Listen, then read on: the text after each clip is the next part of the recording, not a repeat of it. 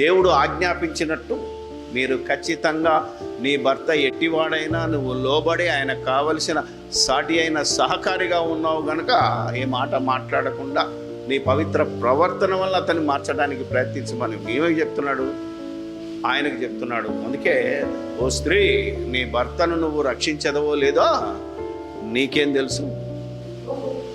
ఒక్కసారి మనం ఆలోచన చేస్తే నీకు తెలియదు. ఎందుకంటే భార్యలు ఎలాంటి వాళ్ళు అంటే మిక్కిలి బలహీనమైన ఘటం.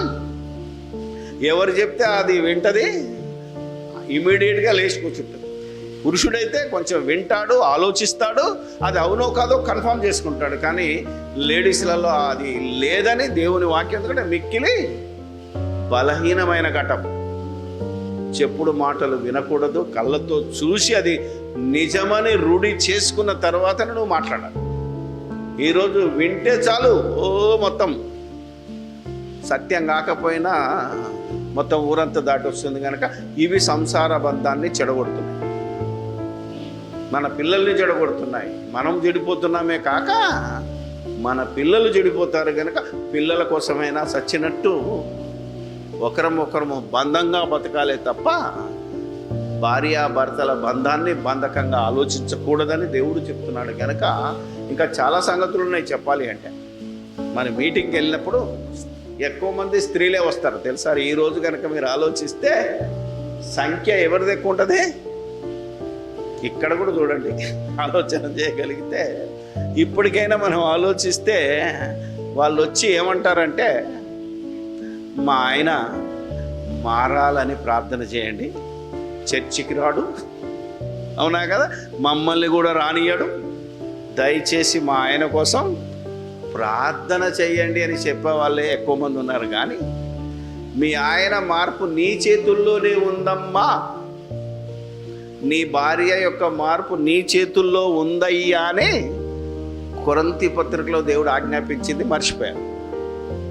అంటే నీ భర్త మారాలి అంటే ఎవడో ప్రార్థన చేయాల్సిన అవసరం లేదు, నువ్వు ప్రార్థన చేయమని అడగాల్సిన అవసరం లేదు.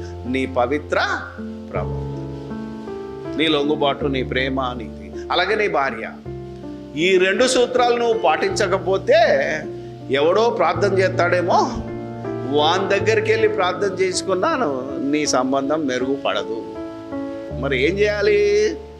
ప్రవర్తించాలి, 2 ఆజ్ఞలు పాటిస్తే. అందుకే ఎవనిల్లు ఆడే కట్టుకో, ఎవని సంసారాన్ని వాడే నిలబెట్టుకోవాలి. ఆడైనా మగైనా ఆలోచన చేస్తే ఈ మాటలు వింటే నీ సంసారం నువ్వే కట్టుకుంటావు. నీ కోసం ఎవడు ప్రార్థన చేయాల్సిన పని లేదు, మీ ఆయన కోసం ప్రార్థన చేయాల్సిన పని లేదు, మీ ఆవిడ కోసం ప్రార్థన చేయాలి. ఎందుకంటే ఇలాంటి వాళ్ళని చూశాను. ఈరోజు చాలామంది ఆడవాళ్ళు బైబిల్ పట్టుకొని ప్రార్థన అని వెళ్ళిపోతుంటారు.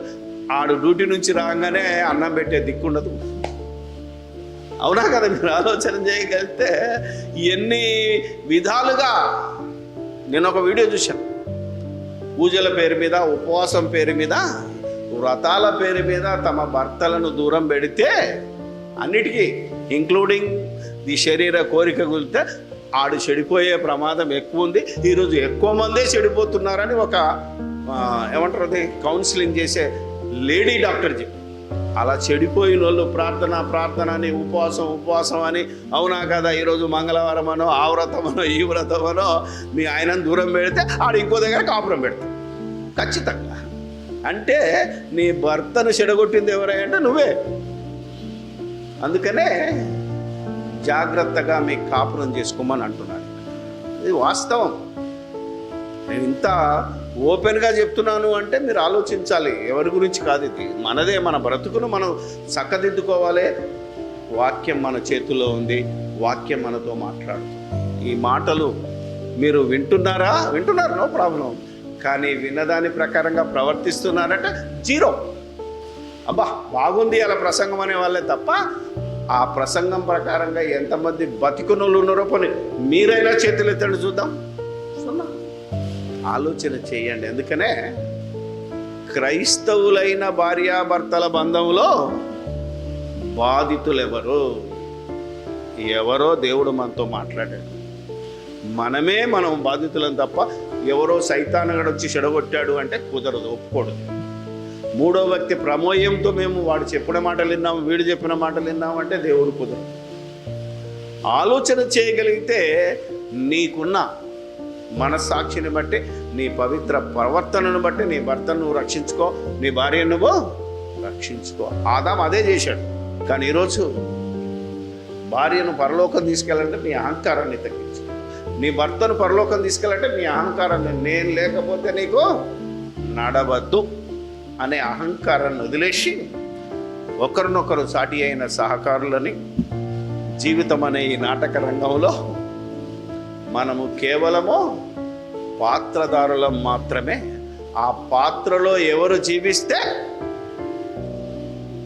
వారికి జీవ కిరీటం,